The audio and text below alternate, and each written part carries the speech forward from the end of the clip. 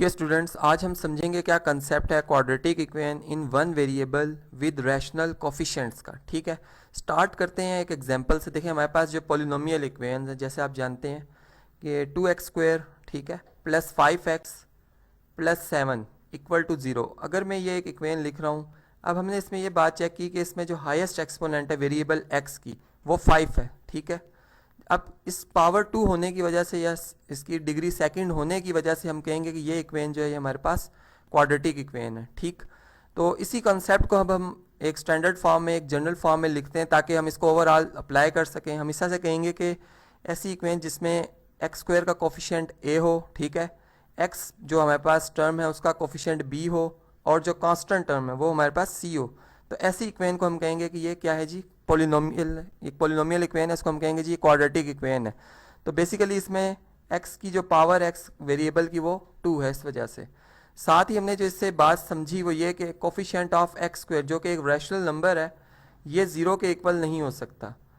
इसलिए नहीं हो सकता कि अगर सपोज यहाँ पर हम a की जगह 0 पुट कर लेते हैं तो ये यहाँ पर x² की मौजूदगी यानी यहाँ पर इंडिकेट होगी कि x² नहीं है, और ये जो इक्वेशन है फिर एक linear equation in one variable की शेप में कन्वर्ट हो जाएगी। ठीक है, इसलिए ए जो x² का कोफिशिएंट है 0 नहीं होगा। अब इसकी वैल्यू जो है वो एक पॉजिटिव रैशनल नंबर या एक नेगेटिव रैशनल नंबर हो सकती है। ठीक है, इसी तरह से अगर हम फर्दर इसको समझें, यानी यहाँ पर एक और मैं एग्जाम्पल से आपको समझाता हूँ। फर्स्ट करें कि हमारे पास जो इक्वेशन है वो इस शेप में है 2 times x² plus 5x equal to 0, और आपसे कहा जाता है, पूछा जाता है क्या ये क्वाड्रेटिक इक्वेशन है।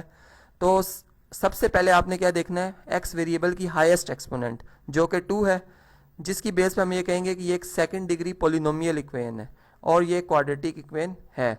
ठीक है, तो यहाँ से आपने जो बात ऑब्जर्व की, जो आपके ऑब्जर्वेशन में आई वो ये आई कि इसमें जो मिसिंग टर्म थी, अगर हम इसको स्टैंडर्ड फॉर्म से रिजेंबल करें तो हमने देखा कि इसमें जो मिसिंग टर्म है वो c है, जो इसमें नहीं लिखी हुई। ठीक है, इसका मतलब ये हुआ कि अगर आपके पास क्वाड्रेटिक इक्वेशन में c जो कि कांस्टेंट टर्म है अगर 0 हो जाए, या कोई पॉजिटिव नंबर रैशनल नंबर आ जाए या कोई नेगेटिव रैशनल नंबर आ जाए, तब भी इक्वेशन पे कोई इफेक्ट नहीं पड़ता, वो सेकंड डिग्री इक्वेशन ही रहती है, यानी एक आपके पास क्वाड्रेटिक इक्वेशन ही रहती है। ठीक है, अब फर्दर हम इसको समझते हैं। देखें एक और एग्जांपल से मैं इसको समझाता हूँ इस तरह से कि हमारे पास इक्वेशन इस तरह से है कि 2 टाइम्स x², ठीक है, प्लस 10 लिखा हो, ठीक है, इक्वल टू 0। अब आपसे पूछा जाता है क्या ये क्वाड्रेटिक इक्वेशन है, तो आप सबसे पहले क्या चेक करेंगे, इसमें x वेरिएबल जो इसमें शामिल है इसकी हाईएस्ट एक्सपोनेंट जो कि 2 है, जिसकी बेस पे आप कहेंगे कि ये एक सेकंड डिग्री पॉलिनोमियल इक्वेशन है और इस वजह से ये क्या है जी, ये क्वाड्रेटिक इक्वेशन भी है। ठीक है, तो बात समझ गए होंगे।